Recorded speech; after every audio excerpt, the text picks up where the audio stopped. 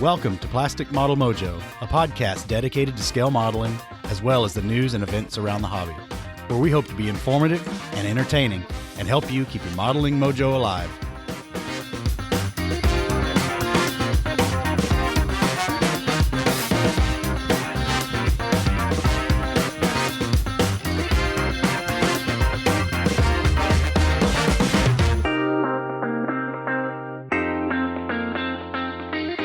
All right, man. We are back for more Plastic Model Mojo. Hey, Mike, how are you doing? I'm doing pretty good. Well, that's good. Had a great weekend last weekend. Didn't get much modeling done, but we'll get to that later. Enjoyed my weekend doing other stuff. What about you? Well, having a little bit of a mojo problem. Haven't really been able the last week and a half to make much forward progress. And I got to admit, it's kind of hurting my mojo. It's a combination of not just models, which we'll talk about when we're talking about what's the benchtop, but work as the pandemic recedes, work, which already was at a high volume, is going into a super high volume. As you mentioned, spring is coming, and of course, I've got a fair size yard with a pool and a patio, and so there's all sorts of maintenance that has to be done to get that back into shape. The wife and I did cook out for the first time, using the grill for the first time for the season this past weekend. So, and then of course as the spring comes around, there's more stuff going on with the kids, and it's kind of sapping my mojo. I've got to find a way to recapture some mojo and jumpstart forward on the projects.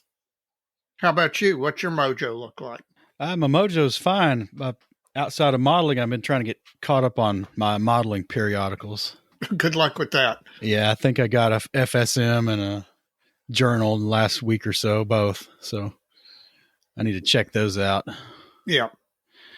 I'm always behind on that. Well, that and all the podcasts, it's hard for me to keep up. I need to get to the bench more. That'd take care of the podcast things. Yep. Certainly would. Although I will say, one of the things I enjoy about our friends down under dropping for us on Saturday mornings is that I strap on a headset and I'm out there in the yard doing yard or patio work. I can cut through an entire On the Bench while I'm out there working. It's as I've told Goldfinch more than once, I really appreciate them doing that. It helps me. Well, good on them for helping you get your yard mowed. Yes, absolutely. So, Mike, what are you drinking tonight? Well, right now it's the house favorite, the Gumball Head from Three Floyds. I've had a choice between a 6-pack and a 12-pack earlier in the week at Kroger. Guess which one I happened to buy. Where did you find a 12-pack? I have never seen Gumball Head in a 12-pack. Well, Kroger had it. In bottles? No, in cans. In cans? Okay. Yeah. I haven't seen it in either cans or bottles, so that's good news. Maybe my Kroger will end up with a 12-pack, because that is definitely, heck, if they sold it in a case, I'd buy it by the case. Well, somebody probably does. What you drinking on there? I'm drinking a Yuengling traditional American lager. It's a mass market beer, well, relatively mass market beer. It's not bad. It's not Gumball Head. It's not even Voodoo Ranger's Imperial IPA. It's more like one of those beers. I think you referred to Narragansett as one of those beers that, is a Saturday yard work beer. And I can see this being a Saturday yard work beer. The only thing that argues against that is it's a little heavy for a traditional mass market ale, as opposed to, say, a Blue Moon or something like that that's lighter. This one does have a little bit of body to it. So it'll get me through the episode. Well, if not, you can get another one. Mm-hmm. Indeed. Well, our fans out there keep sending us lots of listener mail. I'm pleased about that. Got a lot to talk about. All right. Let's get to it. All right. Well, first up is Mr. Sidney Martin from Southern California. And he sends a quick thanks for the podcast, and he's been binge listening to get caught up. So hopefully you stick around for many more episodes, and we're glad to have you on board. So thanks for joining us. Absolutely. Raz Nelson writes in again, and to cut into his quick here, he wants to know what techniques or strategies we use to slow down and do things right in reference to your slow is smooth and smooth is fast, mantra. So I don't know. I struggle with it constantly. I really do. In fact, right now, I mentioned reduced bench time over the last 2 weeks, and the fact that, spring has sprung and work is picking up. And the problem that gives me is when I do get to the bench with energy to work, I want to accomplish a lot.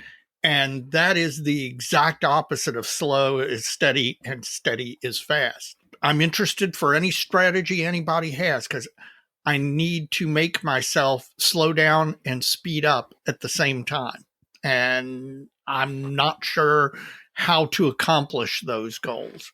I know organizing my life a little bit better so that I waste less time and reclaim some of that time for bench time. That's I know one technique that I need to explore, but other than that, I'm at a loss. How about you?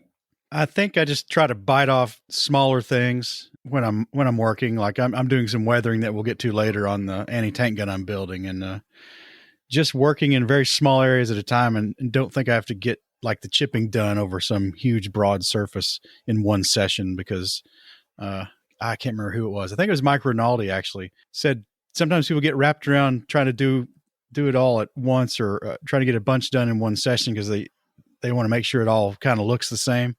Mm-hmm. But that's not really necessary, because you've got a template for what you're trying to do in the next area from the area you just finished the night before. So if you can kind of remember or make notes about what you're doing, and just slow down, take your time, and not try to forge ahead and do the whole thing in one night. I think that's for painting and finishing. That's where it comes into. For just general construction, I just make sure I try to address every seam line and every parting line and get it down as best I can, and make sure it's all gone before I even cut the next part off the sprue. And being meticulous like that will definitely slow you down. Yeah. But then again, it will also be very smooth and thus speed you up, as opposed to having glued some parts to that together and then realize there's an unaddressed seam or mold line or something that you've now got to go in and clean up, that's now in a tight corner or an uncomfortable place. Yeah, that's true. So if anybody else has any suggestions, please pass them on. We'll get them on here. There's a couple here from a couple of guys who've written in before, Tim Cavalier and Rob Perlman, and they both write in to say that they enjoyed our segment on paint. Tim says he has a smattering of everything, but Rob kind of sticks to the acrylics due to his shared space constraints in his living arrangement. Tim asks for a segment on paint storage, which is interesting. Oh, God. So I suspect his smattering is a bit of an understatement, if he's wanting to know how to store it all. Yeah. It is a constant problem. And then Rob suggests we all try AK's third generation acrylics. He thinks it's better than most of the others that are out there. I've not tried it. Neither have I. And the funny thing is, I'm sold on their Gen 2. I mean, for me to be using their Gen 2 acrylics, that's unusual for me, because I have a lifelong hatred of acrylics.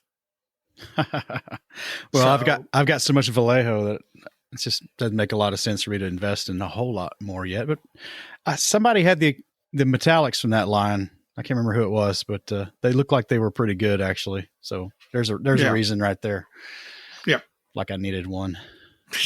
No, you did not. Another regular, Kip Jackson, makes a correction for me. Apparently, I didn't account for all the vowels in the name Paracel Miniatures, not Parcel, but Paracel. I missed the extra A in there. And this is the line of figures from Vietnam, right?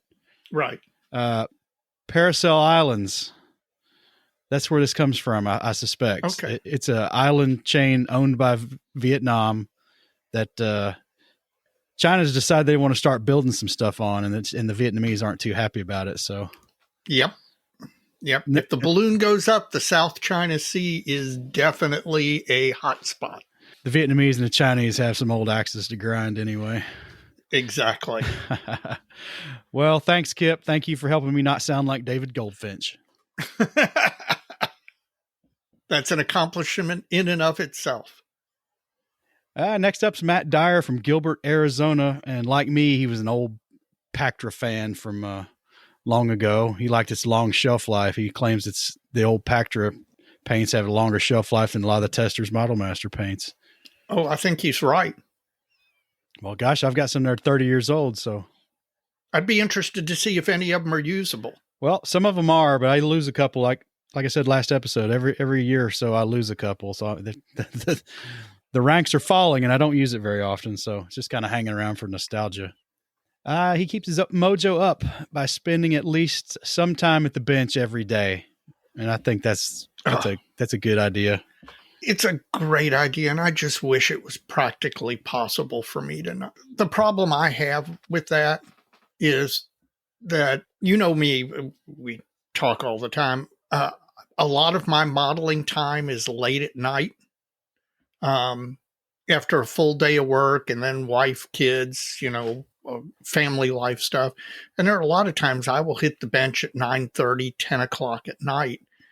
And at that point, I find myself a lot of times staring at my bench because I'm mentally exhausted. Fried. I do think if you can carve out, half an hour a day, every day, no matter what, because I do think these skills atrophy if you go a significant time without utilizing them. I do too. And I think even 30 minutes a day, you'll make a whole lot more progress than you think you will. Yeah, I agree. He goes on to say his ideal project number is 2, one in build and one in paint, if possible. So we've talked about that before. And he also agrees that it now takes as long to paint and weather as it does to build. I think that's an understatement. I think it is too. So Matt's got a lot in common with us there. So yeah, hopefully he keeps his mojo up by spending a little time at the bench every day. Send us some photos. Gordon Sorensen, Saint Remy, Quebec, or Saint Remy, Quebec. Maybe that's how you say it. Another Tester square bottle guy. And when he got serious about modeling, he kind of switched to Humbrol. And now he's moving on to ammo acrylics. Now that Humbrol may be no more in Canada. Is that true? They got something going on with Humbrol enamels in Canada? I don't know. That's a great question. Well, maybe one of our Canadian friends can tell us. I know that our local hobby shop, with the death of Model Master, our local hobby shop brought in an entire Humbrol rack because he wanted to have an enamel line, since enamels are still so popular with so many modelers. So I was kind of happy to see the return of the Humbrels, although there is some question as to whether they behave exactly like the old Humbrels. But I don't know if something's up with Canada and Humbrels are not going to be available there. If somebody knows, tell us. Yes. Just out of curiosity. It's not that's going to affect us much, but it'll affect them for sure. True enough. He wants to give a shout out to Sprue Brothers for their same-day shipment on a recent order. That's always nice. Yes.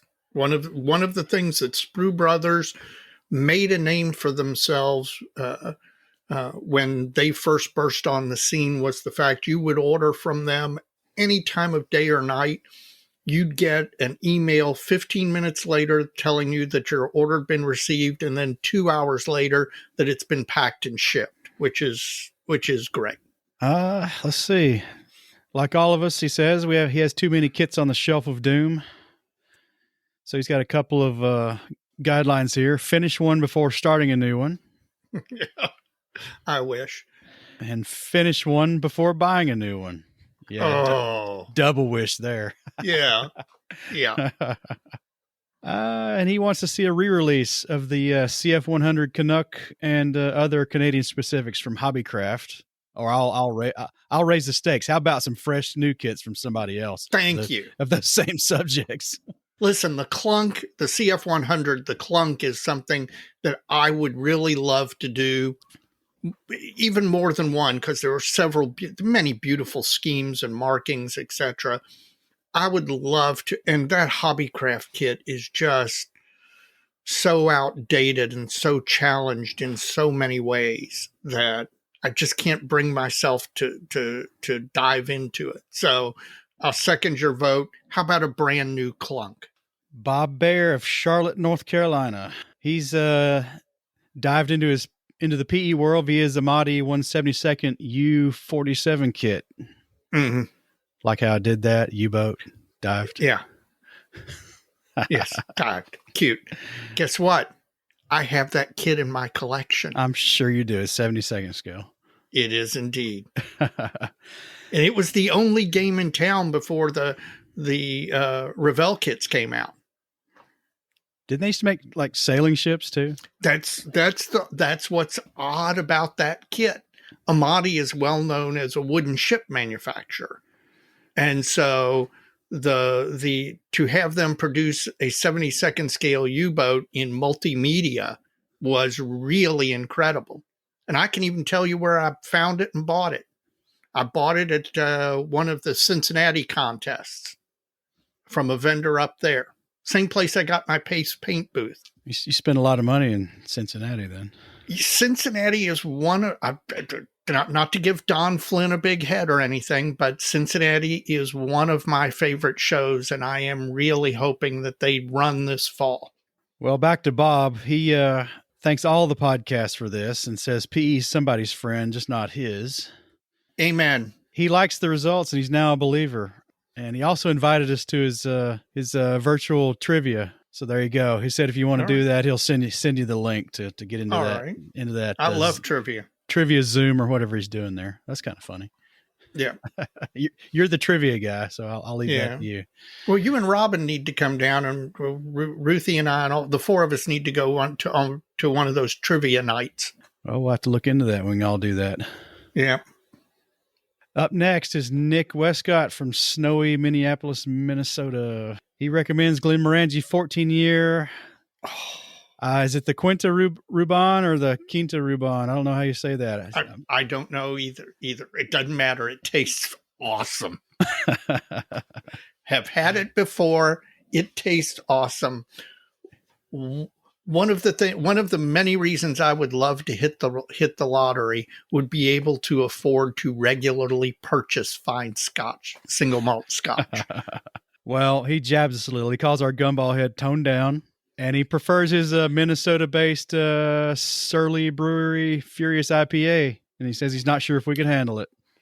Listen, everybody should represent their local brewery, guys. I'm telling you. It's fantastic that we now have all the choices that we do and that we're not stuck drinking Budweiser. Well, I looked it up on Beer Advocate. It's only 6.7 ABV. So unless it tastes horrible, I'm pretty sure we can handle it. I think we could handle that. And we're kind of talking apples and oranges too, Nick, because Gumball Head's not an IPA. Right. It's a wheat ale. Anyway, back to modeling.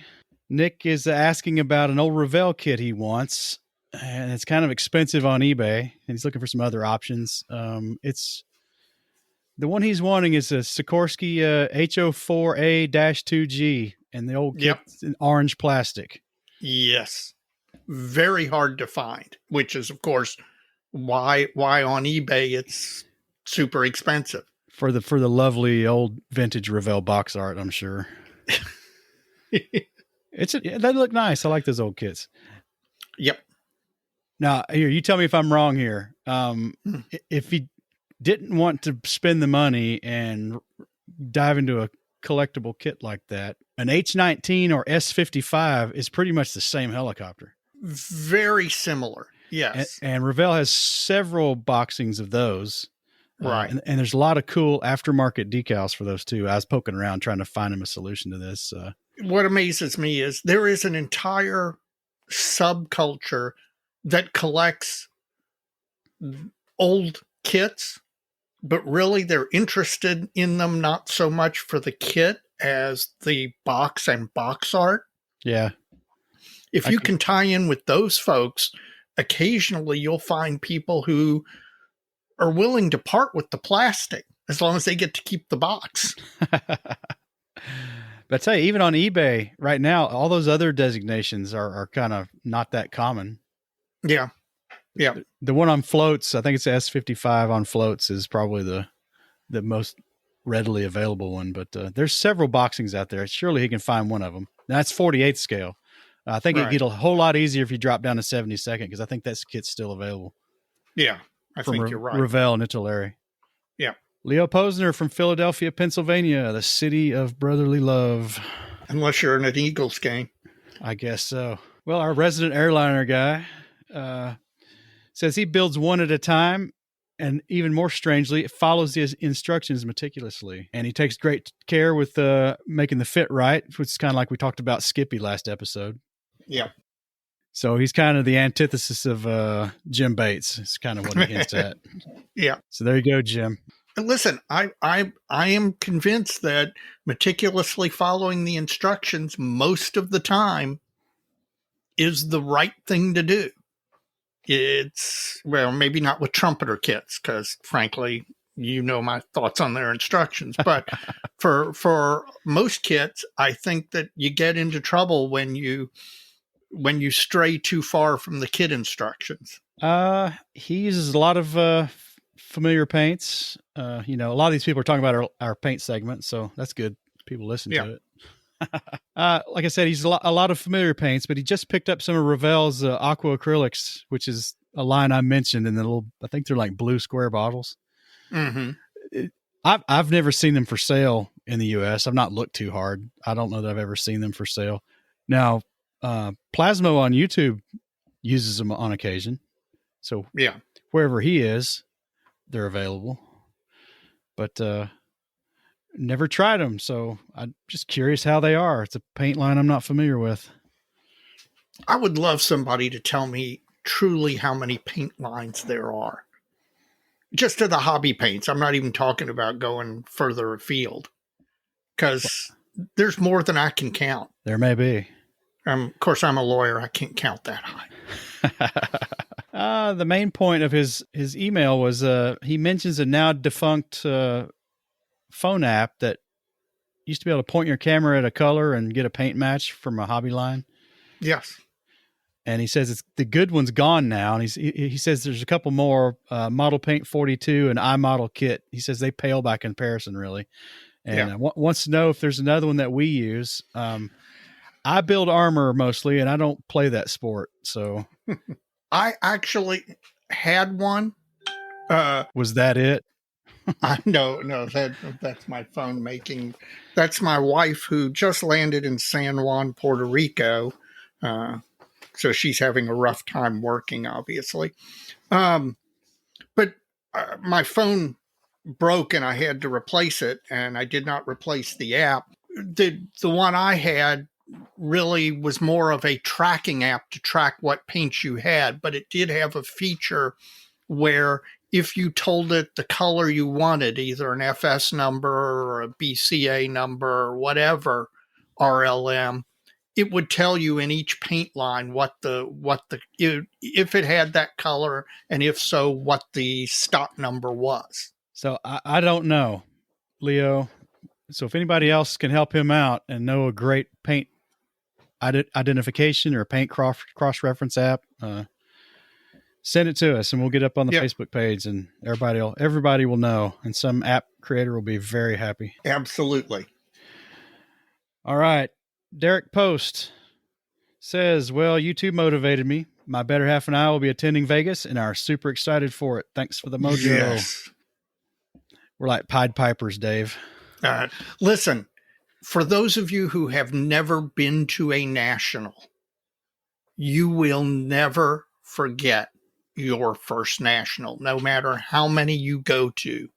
It is unlike any other model contest you've ever been to. It's It is an experience, and I say this all the time. It's the best 4 days of my year, every year, year in and year out. Well, he thinks we need to get some Model Mojo get together going on in the hotel bar. Where else would we hold it? I don't know. By the pool? I don't know. Yeah, no, we're going to hold it in a bar. Well, we can have it both places. Yeah, we'll figure it out. We'll figure it out. He's a returning modeler, and as a returning modeler, every build he makes is a new skill or technique. He says his advice to people who are nervous, just go for it. If you ruin a model, no biggie. You're learning and enjoying. That's a good attitude. Absolutely correct. That is the attitude. If you could bottle it as Mr. Color attitude, that's the one that's the attitude you need to have. All right, another paint related one here. This is from Bob Lomasaro in Las Vegas, who we'll hear from again here in a little while. He says he loved a discussion about paint, and like everyone, I started as a kid with square testers. It's pretty much universal in North America, I think. Yeah. When I got serious and started airbrushing, I discovered Poly S, and to this day, I believe they are the best paints ever made. Oh, you know, Bob, if you like Poly S, knock yourself out. But my first reaction to this was equivalent to saying, when I got my driver's license, I went out and bought a horse.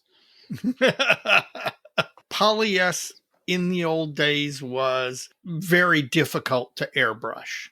And because it wasn't made for it, that wasn't there. I mean, the people figured out how to do it. I remember Charlie Arrington in the Louisville Club did a lot of work with that. And he loved airbrushing Poly S. But that ain't me. Well, when they rebranded it Poly Scale, I could airbrush that stuff. I don't know if it was the same or not, though. I don't know what. I'm sure they did something with it. Well, Bob loves it. Good for Bob. He says, though, when they disappeared, he went to Tamiya and finds it easy and safe to use and provides the best flat paint ever. Loves them. Put a drop of retarder on your palette with the paint. You can brush Tamiya pretty well, too. And I agree with that. Yeah, but you need that retarder with Tamiya. It is not a great brush paint without it. Here, you'll like this. The worst of these are the squeeze bottle paints. When they separate, they're trash. Yes. In fact, funny you should mention that. I threw one away 5 or 6 days ago because it had just separated into unrecoverable muck. And, there was still part liquid in there and part pigment, but you could not get them to go back into solution. He goes on to say he thinks a squeeze bottle is just a great marketing scam. 5,000 shades of every color of every nation of every era is a way of hooking new modelers and modelers coming back into the hobby. I do think there is something to that it gets buy-in. That once people have enough of them, they're kind of locked into it. Yeah, I'm not sure he's wrong there. He may not be. I think a lot of it's 2 or 3 companies wanting to be everything to everybody, and the fallout just hasn't happened yet. Yep, I agree. Well, one more, and this one's a little long, but I'm going to read it because it is also in relation to our paint episode. This is from our friend Ian McCauley up in Ottawa. And Ian says that I'm a registered respiratory therapist with almost 3 decades of experience in the field, and I just listened to the last episode, and I'm compelled to reply to Dave's comments that acrylic paints are safer, in quotes, than other types of paint. I hear this from time to time that acrylic paints are safe, not safer, but safe, and won't harm you because they're water-based. This is only partial truth that unfortunately gives modelers an artificial sense of safety when they airbrush acrylic paint. He's right. Chemically, acrylic paint is considered less toxic than enamels or lacquers. And he's talking about water-based acrylics or water-solvent acrylics. This is because it has less volatile organic compounds or VOCs than water-based solvents. However, this lowered toxicity is to the human nervous system and not the lungs. The xylene, toluene, and occasionally benzene in lacquer paints and enamels too, which would be more mineral spirits, but all these are nasty. When ingested, eaten or breathed in or absorbed through your skin, will affect your central nervous system in a detrimental way. You won't have these effects when handling acrylic paints. However, as far as your lungs are concerned, it isn't any safer to airbrush acrylic paints than the more volatile cousins. And he goes on to say about how, you're atomizing these paints and these micro particles can bypass all your lungs or all your respiratory system safety features, the mucus in your nose and your hairs in your nose, which are the natural filters for all this stuff. It just goes straight by it. And they embed deep in your lungs. And once they're never out. Well, and it can lead to asthma, pulmonary fibrosis, chronic obstructive pulmonary disease, or COPD. And he says, additionally, respiratory journals have now identified a specific chronic eosinophilic pneumonia that is directly linked to the inhalation of aerosolized acrylic paint. And these pneumonias are extremely difficult to treat and are often fatal. And he's going on to say, while industry standards have improved over the last 30 years, the industrial exposure of this has gone down, but the hobbyists are kind of not under that umbrella. And he's seeing more of this in the respiratory therapy domain, including in his own practice. The rule of thumb, and I've said this before, and it's one I live by, the rule of thumb with paint is if you can smell it, or taste it for that matter, as you're airbrushing it, you are inhaling it. Exactly. For the long-term health of your lungs, anyone spraying any kind of paint should be wearing an N95 style mask, such as a cartridge mask with an external dust filter. The medical type masks aren't sufficient and won't trap the aerosolized particles. It's also wise, in addition to the mask, to use a fume extraction system. He says he uses both, and he even has a fan blowing across his workbench when he's using, to me, extra thin cement. So just a health tip from our buddy Ian that maybe acrylics aren't what you think they are, and maybe you should take a little bit more precaution. I listen, I completely agree with everything he said. I have a really nice air booth to extract the fumes, and that's the only place I do my airbrushing. And when I do it, I'm wearing a cartridge style N95 mask. Now, I will confess from time to time when I'm, taking 10 seconds to spray one part black, that's going to take 5 or 10 seconds to spray. I vary from that and don't, I'll turn on the air booth, but it won't slap on the mask. But he's right. You should, because it's true. While there's less VOCs, inhaled particles are inhaled particles, whether they're pigment from acrylics or enamels or lacquers. All right. Well, that's all the listener mail, but I wanted to plug something I started on Facebook last week. We are putting together another listener provided content episode. It's going to be another Goofs, Gaffs, and Blunders rundown. And we've already got a few from the Facebook post, but I need some more to flesh out a full episode out of that. If you'd like to participate and contribute to that effort, please submit these via email to www.plasticmodelmojo.com, and please put GG and B in the subject line so I can find them quickly when I'm going to print all these out for the show prep. And if you want to just send us questions or anything else, you can use that same email address or put them through the Facebook messaging system. We'd love to hear from you. And please, some of you guys didn't do it this time. We'd love to hear where you're from. So if you could include your geography, most appreciated. Well, Mike, I will make an effort to screw up on the bench sometime in the next 2 weeks just to give you a good story for that episode. I've got a couple I forgot the last time we did it, so I'm good. Good. Well, I'd like to take this time to ask everybody, when you're listening to this episode, when you're done, would you please go on whatever podcast app you're using to listen to us and give the podcast a rating? We'd hope it'd be 5 stars because it helps drive the visibility of our podcast. Additionally, please tell a friend. If you enjoy the podcast, you know other modelers. We know that not every modeler is listening to podcasts. Help them out, turn them on to it, see if you can get them to listen, because I will tell you, there is nothing that drives listenership other than personal recommendations. So if you would, we appreciate it. Well, as far as personal recommendations go, we're going to recommend our fellow podcasts out there who are also putting out some good content. We've got On the Bench from our Aussie friends down under, a scale model podcast out of Canada, the Plastic Posse podcast and Model Geeks from right here in the United States, and Just Making Conversation out of the UK. We also want to point you guys to some of our non-podcasting content creators, some of our blog and YouTube friends. We've got Sprue Pie with Frets from Stephen Lee, who we actually hope to get on here pretty soon so we can work out a topic to bring him on for. So, Steve, if you're listening, I haven't forgot about you.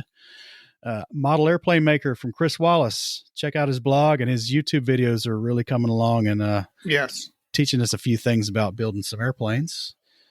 Inch High Guy, if you like 72nd Scale, from Jeff Groves, who hopefully we'll hear from him while we're up at Indy.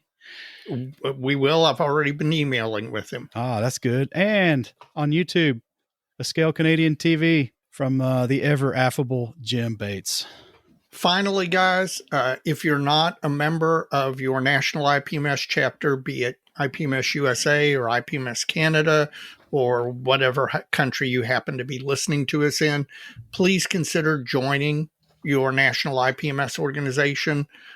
They do a lot for modeling behind the scenes. They do work with manufacturers. They create the framework by which we can hold contests, and not every club is stepping on every other club.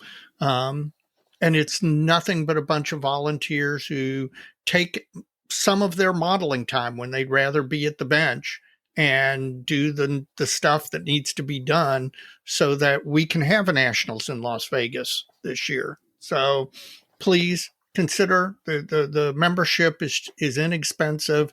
It's a good value, and you'll be helping out modeling. So please do. Well, speaking of the nationals, it's countdown to Vegas time. Dun, dun, dun. So at the time of this recording, we are 148 days away from the 2021 IPMS National Convention in the now awakening Las Vegas, Nevada. I cannot tell you how happy that makes me. We're more than halfway there, man. Mm-hmm. Well, since I failed to reach out to Bob Lamasaro last episode, Bob has launched a preemptive strike to ensure this did not happen again. So thanks for having my back, Bob, even though I don't like your polyester paint.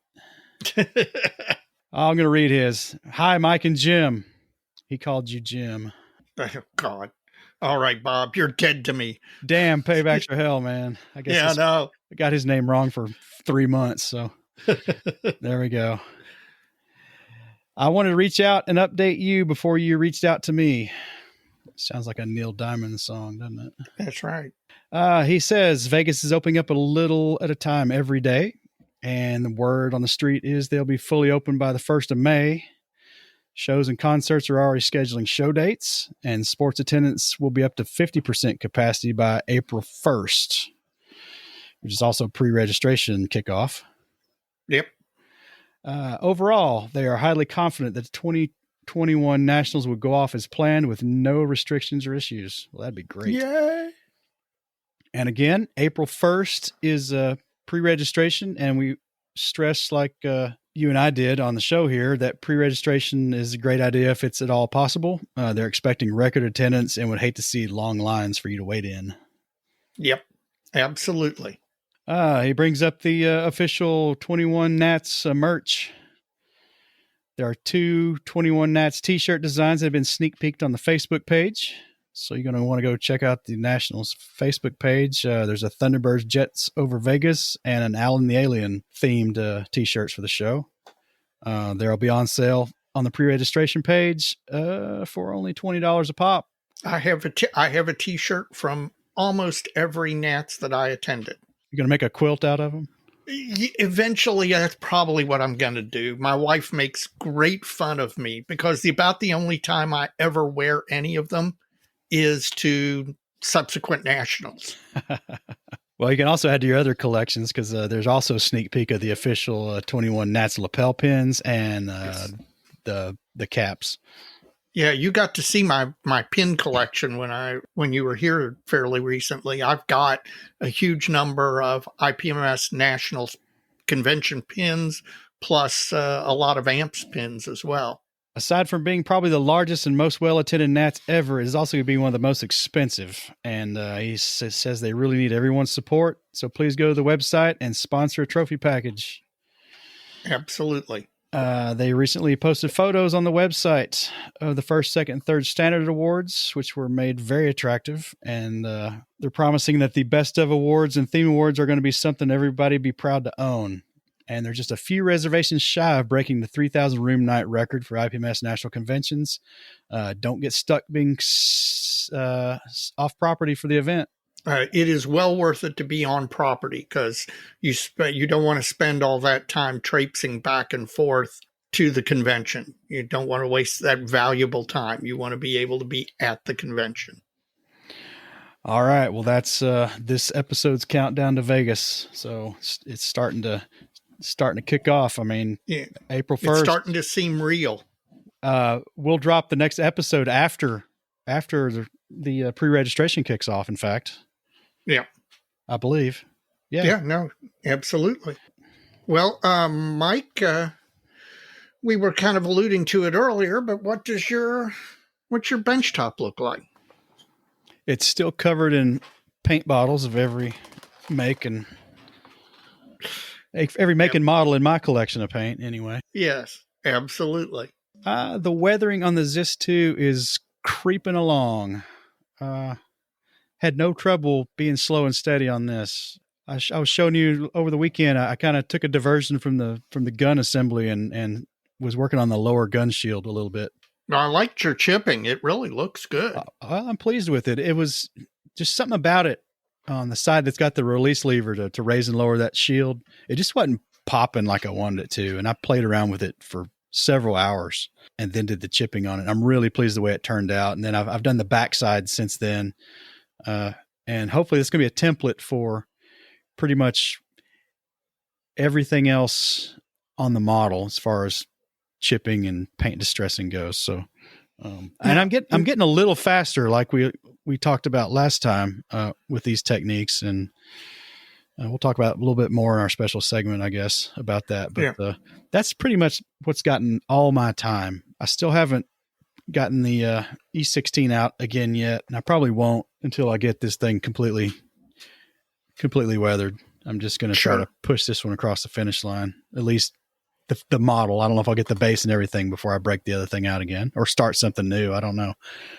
But it's coming along, and I've had to go back and do a few things. Like I'd kind of overlooked the back sides of the wheels. Yeah. So I'm having to go back and play catch up on the backside of the wheels, which had just been base coated. So I'll get there. It's looking good. I'm pleased. Good. I'm not working on anything else. So you're going to have to save the day. Well, I wish I could, but as I told you, the Mojo has not flowed the last 2 weeks. I have barely made any progress on either the Mosquito or the M30. I did do a little bit more work on the M30 on one of the split trails and pin washing. Even more than you, all of this weathering on armor pieces is new to me. And so there's a combination of fear, trepidation, and, not knowing what the heck I'm doing, which slows me down even further. Combine that with everything I've been going through with work and springtime arriving and all. It's been a slow bench. I'll tell you what, while there's not dust gathering on it, at least not yet, it's dust adjacent. So I've got to find some time and energy and some mojo to dive back in and get both of these things pushed forward. So I wish I had more to report. I wish I had some completion to report. We're 3 months into the year, and I don't have anything finished yet for the year. So that's bad. So I'm going to redouble my efforts. I promise. Well, Dave, since you haven't been building too much, have you been buying too much? Actually, I have been pretty darn good when it comes to breaking my wallet. I have not bought a lot in the modeling realm, although, as you well know, I've been putting together an order for Hannets where I plan on spending some money. to get a few things. Like I need more decals and kits, but still, there's some stuff I want that really is available from Hannett's like nowhere else. And then, some modeling friends also want some stuff there. So we've been assembling an order that I have yet to place, but the trigger's about to be pulled. Well, that's boring. Well, I'm sorry. I really have not spent. I've been into our local hobby shop twice in the past 2 weeks and walked out without anything. I'm sure Brian appreciates that. Yeah, well, I know, but I can't remember the last time that's happened. Well, I'm sure that'll get remedied at some point. Some point soon, for sure. How about you? I'm covering myself and I'm picking up your slack this episode. Oh my God. All right. That's what I want to hear. I can live vicariously through you and still have money in the bank to pay the electricity. Well, I haven't received a lot of it yet, but I pulled the trigger on IBG's Polish 7TP special edition kit. Now, this is the single turret, right? It's the single turret, and this boxing has the metal barrel and the mini art Polish tank crew figures. Oh man, that's nice. So it's a nice package. Have you ever seen the mini art tank crew figures previously in person? And not that particular set, but I have a few of their other figure sets, and I'm sure they're going to be pretty darn good for plastic figures. Well, good, because I'm anxious to hear when you get it. I'll let everyone know. They're coming out with the twin turret too, and I'll probably wait on that one and pick that one up from Scale Reproductions, and we'll see what else they do. There's an earlier version of the 7TP that's got a how's it different? The back end's different. It's got a vented back end instead of the high muffler with the armored doors on the back. Mm-hmm. So it's just a little bit different. And then there's an artillery tractor. I think it's the C7P or something like that. That's based on the same kind of Vickers 6-ton suspension, but we'll see if they do that too. I bet they do. Let's hope they do those all, because those are all holes in the 35th scale kit world. So while I was waiting on that to arrive from Poland, I was cruising around. You familiar with Ivan? It runs the Yellow House Club modelers group. And No. Kind of a consortium of World War I resin kit master guys. No. I can't remember his last name. It's a long last name, but he runs an eBay store, and he's got a lot of obscure stuff. And finally, he got some restock. There's a company I don't even know the maker of the company. I don't know the name of the maker, but they make a resin replacement engine for the Soviet NKL-26 Aeroson. Oh, the little sled with the airplane motor on it. Right, snowmobile with a radial engine on the back. Right. So there's a couple of kits of the NKL-26. One's made by it's either Trumpeter or Hobby Boss, and the other one is made by a kind of a short run company, I think out of Ukraine, maybe Russia, called AMG, which is actually the better kit. Didn't Verlinden do one of those at one time? I think Lead Sled out of UK made one. Oh, okay. So it's kind of expensive multimedia deal. Right. But this AMG kit's the one I have, and the engine in it's okay. It's got a lot of white metal castings, like for the cylinders and stuff. But they're not particularly remarkable. But this resin kit for the engine and all the piping and all that stuff, all the cylinders, it's really, really beautiful. So I popped on one of those because it comes and goes and I always miss it. Well, so let me, do you know, did the Soviets actually use those things much? I don't know, because you don't see it. You see a lot of like rear area photos of them being used. I don't know how much they were actually used. It's just kind of a neat thing. I've got the NKL-26 from AMG, and I've also got from, I think it's Vulcan Models makes one of the other Aerosons, and you actually get two of them in the box. So that's kind of cool. Oh, I don't think I realized there were multiple versions. Oh, there's 3 or 4 different ones. Wow. So anyway, I got that for that kit. Hopefully I'll build that someday. That's our goal with all of them. Also from Ivan's eBay store, I got a kind of an obscure T-26 based artillery tractor. Oh, really? I've got a photo of one of these artillery tractors towing a 76.2 millimeter regimental gun, which Bronco Models makes a kit of that, which I bought in Hong Kong when I was over there one time. So I think it's going to make a neat little pairing for those two someday. Is that the Zis 3? No, it's a precursor to that. It's an earlier gun. Oh, okay. And then he also had on his site a little conversion that takes the twin turret T-26, and it's got a frame aerial around the lower superstructure for a radio command vehicle. Oh, and I thought that was pretty neat. So that one wasn't very expensive, so I picked up that. So 3 things from Ivan from Yellow House Club. You ought to get on his Facebook page. Yellow House Club. Do that. And particularly, I've got a burgeoning interest in all things World War I. So, you're in for a big old rabbit hole then. Oh God, don't do that to me. That is funny. You mentioned that you said to being on the site and then throwing in one additional item or all. That is the bane of when I purchase online.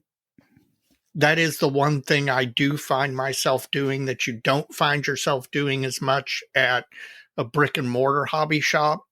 Is you're sitting there and you go, oh well, I've kind of wanted that and it's real cheap, so I'll just throw that on. It'll help, and you justify it by saying you're spreading out your shipping cost more or whatever. So that Hannitz gets me every time that way. Well, that's all I got from Yellow House Club, but I'm not done yet. Oh wow, you really did. Ooh. Well, I sold something out of my military collection a while back, and I've got a little extra cash at the moment. So. Reinvesting, stimulating the economy. Yeah. Well, the other stuff was probably a better investment than this is. But. What did you do? Oh, nothing. It's just military, which tends to hold its value, if not go up in certain markets. And this stuff I'll sell at a loss if I ever sell it. I hear you. We talked about FC model trends and their 3D printed stuff a while back. I think I mentioned it in one of the Faves and Yawns segments in the past. Finally, I just pulled the trigger. I got on their site and ordered about 5 or 6 different things just to check it out. You've never seen one of their things, so you don't know what the quality of the printing is? So I've anecdotally, it's supposed to be pretty good, but I ordered those crazy raised screens for the T-50 light tank. Mm-hmm. I got I bought all 3 varieties of their Soviet tank periscopes. And something else. What was it? It was the tool clasps that are common to all the Soviet light tanks from World War II and pre-war. So gotcha. Kind of got the smattering of the 3 kind of things they make. So we'll see. I have seen that tool clamps, brackets and tool clamps seem to be really popular 3D printed replacement items for armor. Well, it's because the next best is photo etch, and you don't have to form these up. Right. And the cross section's probably a little thicker, but not much. Yeah. I wonder if they'll end up coming to replace some of that photo etch that's out there in the aftermarket world. It could. Yeah. It could well indeed. And I showed it on the Facebook page after we came to Louisville and visited you that day a couple weeks ago. Mm-hmm. I picked up Hobby Boss's one of their T-28 Soviet medium tanks. I got what they call the riveted construction, which is actually a model 1939 with a L10 gun on it, which is kind of my favorite version. So that thing is a beast. I actually had that out looking at it the other day, and there's a chance that one might climb to the top of the list. Uh-oh, fondling plastic again. And finally, if you'll get off your rump and get that Hannitz order in, I'm hoping to pick up a bunch of popcorn for my 72nd scale airplane projects. Yep. And I will, honest to gosh, this weekend. I know I said it last weekend, but I will put it in this weekend. Just been, like I said, busier than a cat covering crap. Well, let me know when you do. I will do so. I assumed it was in. That's probably the only thing that's kept me from adding to it. So Okay, well, you can add either. You have days left. no, I'm done. I'm done. Okay. It sounds like you've kind of spent a little. So yeah. I have. Well, Dave, let's take a short break here and have a word from our sponsor. Sounds good.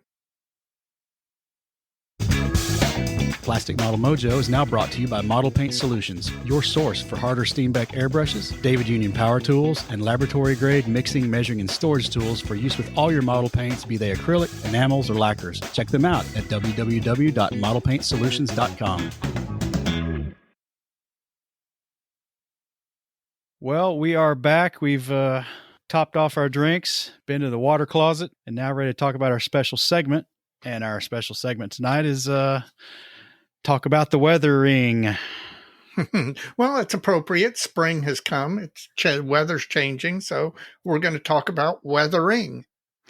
And I think kind of about our own experiences. We're both kind of treading on some new trails here based on our prior experiences or lack of experiences. Absolutely. I know you've been slogging away at that M30 Soviet howitzer, and I'm also slogging away at a Soviet artillery piece, my little ZIS-2 anti-tank gun. What's your experience so far? What do you... Well, a couple of things that leap immediately to mind, and then I want to ask you a couple of questions about yours. First, as far as weathering armor, this is the first piece of armor or artillery I have built since the mid-90s. And I was inspired by what you were doing and what Night Shift was posting to go ahead. I like artillery pieces, build it, and then try and learn some of the new techniques, the finishing in armor, both because I want to try them and they look cool and I wanted to see if I could do them, but also some of them I think may have some translation over into aircraft. But the one thing that leaped out immediately to me was how much more time consuming this weathering is. In now, again, keep in mind, it was the 1996, 95 or 96 was the last time I built two small German artillery pieces, one a Pack 36 and the other the Quad 20. You know, when you built those and painted them, you might do a little pastel work and you would do some dry brushing, highlighting dry brushing, and that was it. You were done. And so the amount of kit construction and painting compared to weathering was the finish line, and it was easy to get there once you were assembled and painted. These new techniques are time consuming. And one of the reasons is that they produce a much superior finish, a more realistic weathered finish, doing things like chipping and pin washing and dust and rain marks and stuff like that. The goal is to produce a whole lot more authentically looking, pleasing to the eye finish. But you're investing a whole lot more time in it. And given the fact that I'm having trouble building as quickly as I would like, I do find that a little disheartening. And I'm not sure what the solution is. I noticed one of the last few night shifts, he was trying some different weathering techniques. And I kind of wondered if maybe part of that was not trying to find a way to achieve what he achieves, but speed up the process. How about you? Well, I agree. And to reference Martin again, he often shamefully jokes in his self-deprecating way about the amount of time he spends like chipping and distressing some of these models. So you kind of got to embrace the pain, I guess. Embrace the pain. Yeah, I think the military term for that is embrace the suck. Yes, I think so. I agree with you that this is time consuming, but I think I'm starting to get it. And if you for my project, there's this too. It's basic green, right? Right. And where this thing was when I started the highlight painting, and to what it's become now is, and I'm watching this thing transform. And I'm not saying I'm doing it to the level I hope to be able to do it to. It's kind of the first time, really. I did a little bit of it on the PT-76, so it's not like I'm cutting my teeth on this one. But to the point, when I started all that highlighting, I'd chosen one of the colors I thought was a little too brown, and I just didn't like the way it looked. And using some of these techniques, especially the oil paint rendering techniques, how this thing's come together once I did that, it's kind of been phenomenal. I'm really impressed by the way it all shifted towards something that's more favorable to my eyes anyway. Well, let me ask you something. You know, the little lower gun shield, the piece that you've been posting on for the last week or two on Facebook, and you've been concentrating on that because it's a separate piece and, easy to work. And I broke it off. Well, I wasn't going to mention that. Come on, man. I was trying not to I wasn't going to narc out on you, but yeah, that separate piece. So you've done pin wash, oil work, then you've done chipping. What would you say is your total amount of time invested in that one small piece of that gun? Weathering only, obviously. Oh man, you really want to know? Yes, because I think this gets to the heart of the challenge that I see with doing this. I think I have 5 or 6 hours just in that. Which, if you stretch it across the entire gun, which, you may not. Well, I probably will, but I've done some of it already. But I've only got about a third of the gun subassembly chipped. Yeah. So I've got 2/3 of that to go. The entire split trail is untouched, and then the wheels are untouched. So yeah. See, I started with the wheels and the split trail. It's interesting. What would you, take a guess. Obviously, as you get more familiar with these techniques and all, you will at least hope that you get some sort of increased speed, although there is a limit to that simply because this is very fine work and you have to be careful with it. What would you guess, extrapolating from that lower gun shield, what would you guess is going to be the total time weathering and chipping this? Looking at it across the bench and based on just kind of surface area alone, probably 40, 45 hours of modeling enjoyment. Modeling enjoyment. Well, I will say, I am not saying it's not fun. I really do enjoy it, although I haven't gotten to the chipping stage. So it's fun when it's going well. Yes. Well, that's true of all modeling. When when the airbrush is spraying just right, there is no better feeling in the world. I wonder if I've got that much modeling time available. And whether I'm going to get more satisfaction out of finishing one model with all those techniques to that level, or I would be happier finishing 2 models, even if I invested less in the finish. I don't know the answer to that. Yeah, I think that's a personal preference, I would say.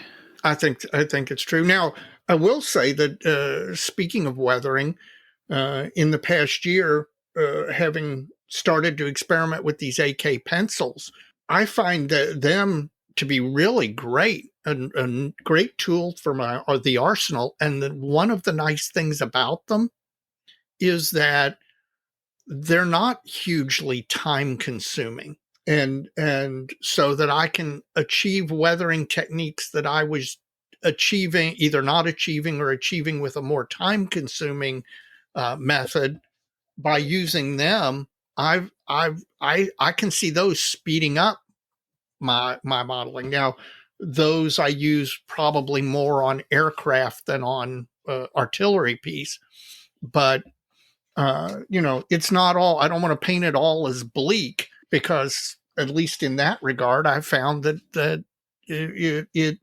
sped me up in addition to looking better.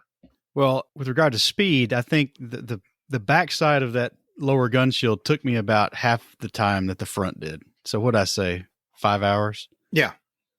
So do you think that just was coming from having learned what you were doing? Yes, I think so. Then there may be hope for us yet, or you. I mean, I'm dead. I'm not sure I'll achieve that, but at least there's hope for you. Well, if I go from the PT-76 to this gun to the T-28 and they're all green, we should have our answer at the end of that. Yeah. I think it's getting faster. Now, having to learn a lot, if you're doing this chipping and you don't have these acrylics thinned down, you're going to end up with bumps and lumps instead of chips. I learned that. But I also learned that you can take a toothpick and knock those off. Yeah.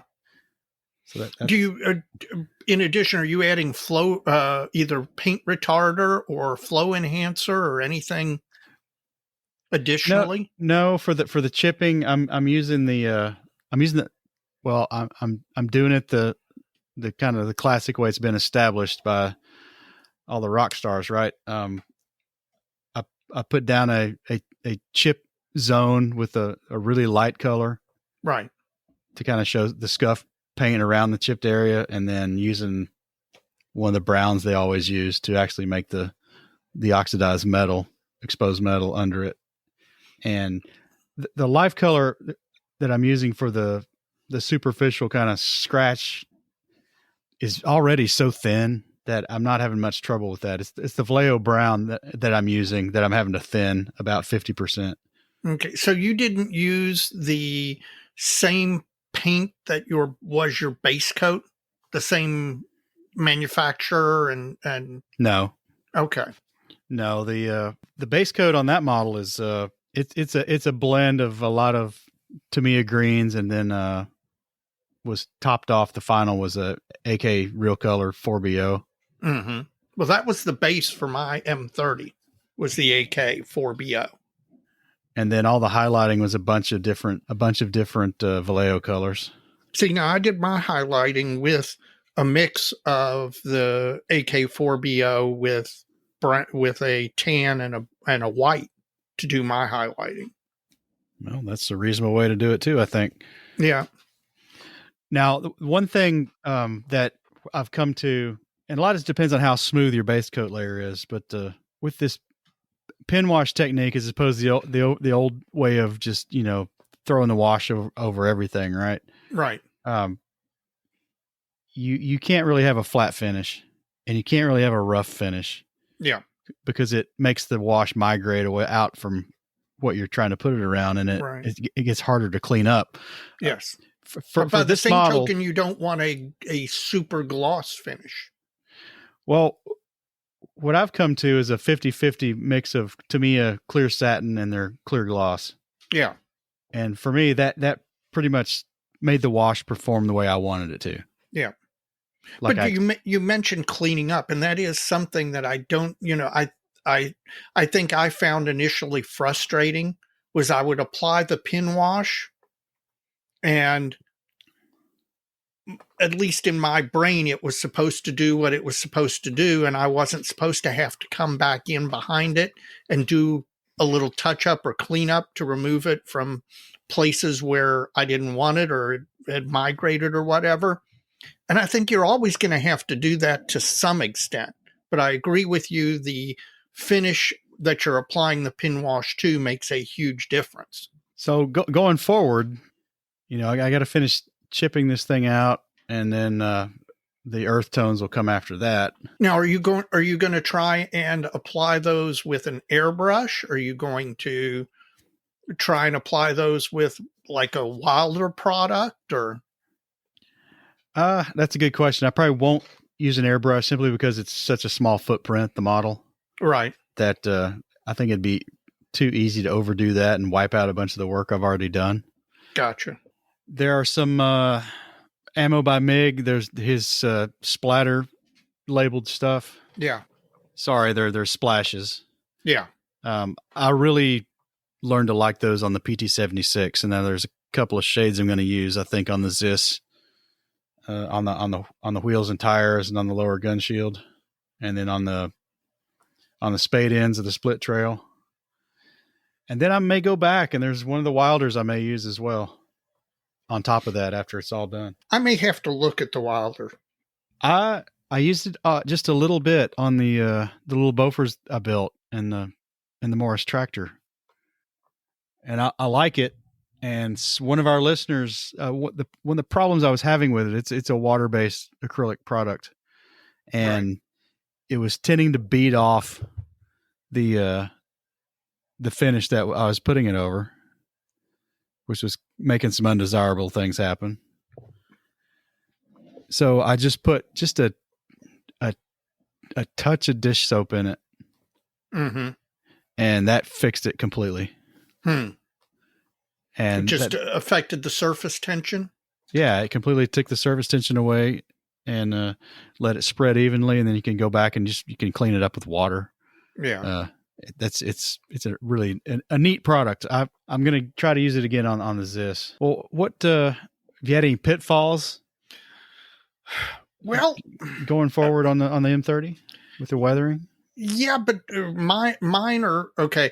Again, it took me a little bit of time with the pin wash to figure out that I'm going to need to, at least to some extent, go back and clean up spots. So I need to have some pure thinner that I can, or mineral spirit that I can go in and pick off areas that I don't want where the pin wash is or too heavy or whatever. But some of my problems are related to my particular challenges because I have an essential tremor. Highlighting and all is very, very fine detail work. And I'll tell you this worries me about the upcoming chipping is whether I'm going to be able to have enough control to chip effectively without having the tremor in the hand affect it too much. One of the reasons I'm considering using a sponge technique, at least some of the time, is the fact that I think that will lessen the effects of the trimmer and probably give me a better application. But sometimes I'm not 100% sure of the order of the techniques. You and I have had a couple of discussions about those. The order of what you lay down, pin wash, chip, dust, whatever, rain mark, whatever, getting the exact order. And then these products are all so new to me, trying to figure out how they work and how they interact with each other is a little daunting, because again, you get to the point, I really like the M30. It was a slog to get it together, but now that it is and painted and I've started to weather it and all, I really like the way it's going. And that's the point where fear sets in and you don't want to muck it up.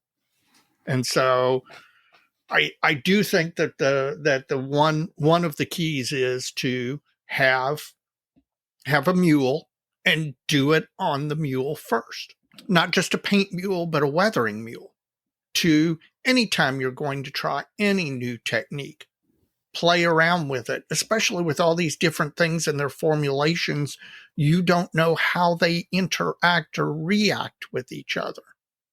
Your dish soap story fits right in there. You're doing that on a mule and you see it and it's like, okay, I've got a problem here. I need to fix the problem before I try and do this on the real mod or on my real project. How about you? Well, I agree with that in general, but I'm kind of not living that on this Zis too. I mean, this is a model I want to look nice, and I'm trying a lot of new stuff on it. Well, that's great. I mean, you ultimately have to at some point. Oh yeah. But I think anytime you use a new product, if you can experiment with it on a mule, just to see how it handles and how it reacts, especially with some of these products where I'm just, this is so new to me. It's truly back to the basics. Well, I think it's interesting that you're no longer just looking for a color or color shift or uh, some kind of colorization to the model. Using these different products we have now and the different formulations is allowing you to do things. There's rhyme and reason to why you're using this one before this one or this one on top of that one. And it's getting your head around all that is been kind of a challenge, but I think I'm starting to get it. And what I'm seeing in my work is that as I get an effect I like on this lower gun shield, if I get it to where I want it, like I had mentioned earlier, that at the time I'd broken it off the model and I didn't damage it. It broke at the glue joint. So it's all fine. I decided not to put it back on because I didn't want to break it off again.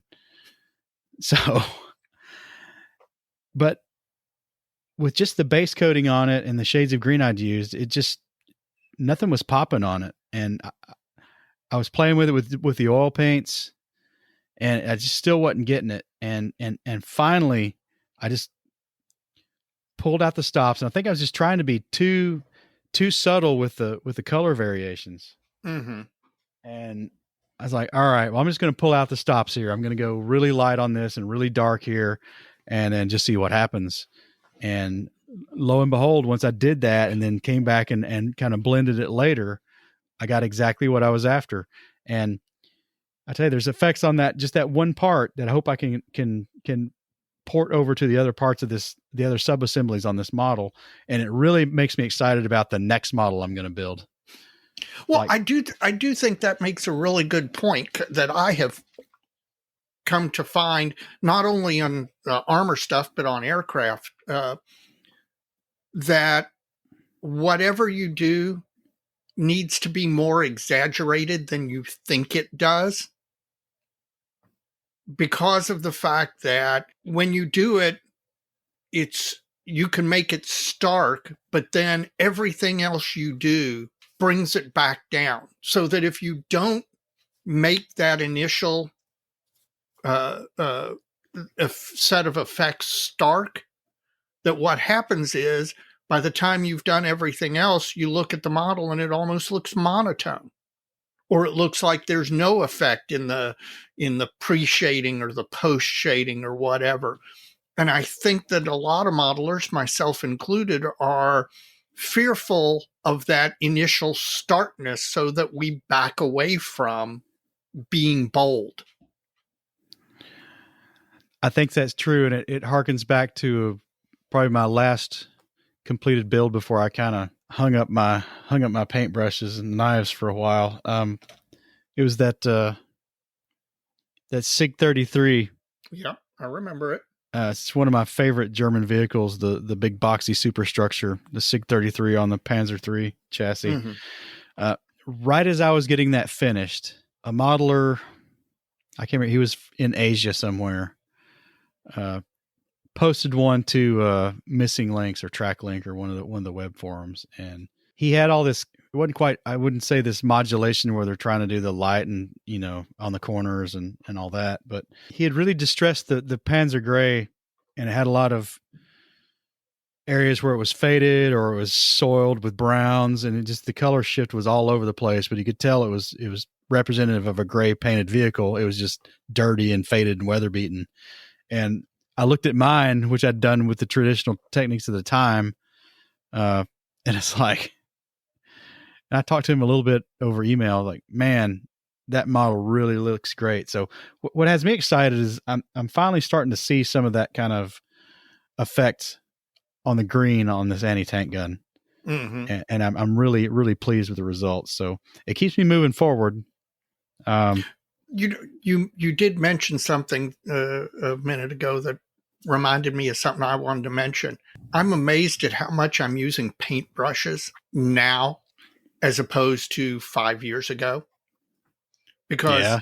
5 years ago, you're now, again, keep in mind aircraft, but you're airbrushing the base interior color, and you might either dry brush and or pick out some of the interior knobs and instruments or wires, whatever.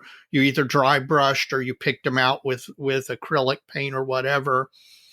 Then you close that bad boy up, and that was the last time you touched a brush. It was airbrushing from there on out, pre-shading, painting, post-shading, you know, that was it. You know, paintbrushing was not a skill. I didn't need many small paintbrushes. I didn't need all those acrylic paints to pick out detail. I had them because I buy paint way too much, but the amount of paintbrushing that is going on now in modeling is just amazing to me. Same here. I'm holding one of my last Filberts, which is my favorite oil paint blending brush, and I need to order some paintbrushes. Yeah, well, see, you can Mike is going to break his wallet next episode as well. You do get, I tell you what, I do find that you fall in love with certain paintbrushes. Yeah, I think that's true. Most of this fine work, I'm using like what are these? 5/0, which isn't terribly small, but if it's got a good point on it, it really doesn't matter. Right. They don't hold a whole lot of paint, but it's a good brush. Yeah, I'm to highlight all the rivets on the M30. I was using a 10-0, and I wish I knew that. I really love this brush. I picked it up somewhere. I have no idea where. There's no indication of who the manufacturer is or anything like that. And I would love to get more of them. So I've got my eye out to see if I can find them. And the other thing is using brushes only for particular things. Like, you don't use a brush to put Mr. Surfacer on a model and then use that same brush to paint. You don't? I don't. I've got a couple of brushes that I love for in aircraft modeling. Royce Sutherland has a technique where you've got future and brown and black Tamiya mixed together, and you brush paint it in cockpit interiors or wheel well interiors. And because of the way that future flows, it tucks into the corners and gives you some really great contrasts. And I have one or two brushes those are the only brushes. The only thing I do with those brushes is apply that technique with that future Tamiya mixture. Yeah, I still need to try that. Yeah. Well, I highly recommend it. It has worked well for me ever since Roy mentioned it and demonstrated it. All right. Well, that's kind of our take on our current status of our own weathering techniques and what we're finding out about them as we kind of trudge along here on new territory for both of us. It's kind of interesting. Come along and learn with us. Well, hopefully I have more progress this week and have more to report. Yeah, me too. I got to figure out what the next thing is I want to try. I'm not quite there yet, but we'll see. We'll get there. So, Mike, we're wrapping up. Do you have a shout out? Yes, I do. I've got 2 shout out categories. I'll give you my first one. As typical, Dave and I wish to shout out and thank the following listeners for their generous support of Plastic Model Mojo. For episode 34's roll call of faithful Mojovians. Mojovians. Sounds like a cult. It does. This list will include John Paisano, Alex Restrepo, Terry Wilkinson, Matt Dyer, Ethan Eidenmill, and Tim Cavalier. A few repeats in there. We appreciate that, and a couple of new ones as well. Thank you. All of these contributions help further the cause and will hopefully advance the Plastic Model Mojo banner to a model show near some of you in the months ahead. So that's what we're hoping. Yep. And if you would like to contribute to Plastic Model Mojo, you may do so at www.plasticmodelmojo.com. Just look for the heart icon in the upper right corner of the screen, and that will take you to a PayPal link, and you can make a direct contribution if you like. Or this link can also be found at the beginning or the end of the show notes of the latest episode. So you can go there and check it out as well. So do you have another shout out? I do, but I was going to let you go next. Okay. Well, I'm doing something a little bit different on this shout out. I'm making a movie recommendation. All right. I finally got around to watching, and this is not model related or military related or anything. Thanks to Jim Bates, I finally got around to watching 2015's movie, The Big Short. And I have to say that it's a great movie. I really enjoyed it. I watched it twice over the weekend. It was that good. And I'd recommend, if you've got a chance, got an opportunity, I'm sure it's streaming out there somewhere. I bought it on physical media because I like owning physical media. I recommend watching it. I think there's a lot to learn from it. There's a lot of great acting performances. The writing, directing were fantastic. So my little gift to you is go watch that movie. Well, I'll have to check it out. My other shout out is to Bela Mohaci of Hungary. Bela is an employee of the Reba Corporation. And thanks to Bela, I'm now in possession of a 1/10 scale drawing of the Reba Botan cross-country truck. So you and I talked about this. Do you think this, along with the photographs and then photographs of the museum piece in Hungary, will be enough to allow you to complete your project? From a reference standpoint, I think so. I was floored when I got this email. Because it's a scan, and looking at you open the PDF on your computer screen and it doesn't look like it's that clean of a drawing. Yeah. But when you enlarge it and realize what it is, it's a pretty good scan. Yeah. And at 1/10 scale, it's pretty big. So, and it's got a lot of the undercarriage and blind stuff ghosted into the drawing. So it's not just the exterior of the vehicle. Gotcha. So it's a really nice thing to find, because I don't know that anybody else right now. I know the person who built the radio control version I've been referencing for my project did not have this drawing.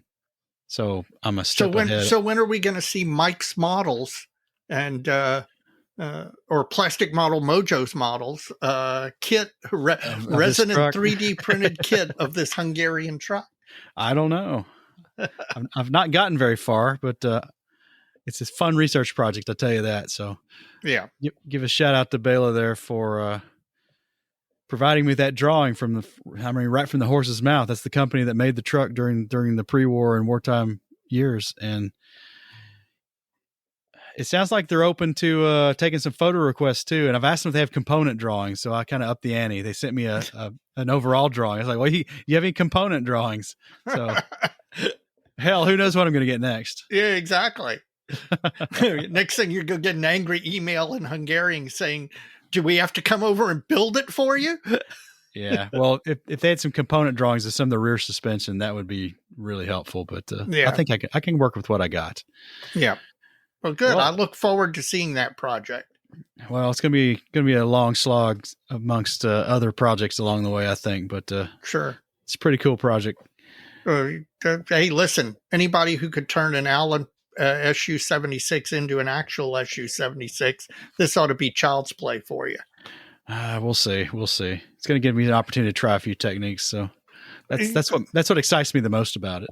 You know, that I'm telling you what, that's some of the fun of modeling. As much as I'm intimidated by some of this stuff on the M30, trying these new techniques, when you do it and it goes right, there's just a level of enjoyment that really amps up your mojo. So maybe that's what I'm needing to amp up my mojo. All right. Well, we need to take that amp up mojo and get back to the bench, Dave. We've been going along here, running our mouths. Yep. Well, Mike, we've come to the end of the episode. You know what that means? It means there's so many kits. So little time. All right. Well, we'll see you next time. And everybody, happy modeling. Happy modeling.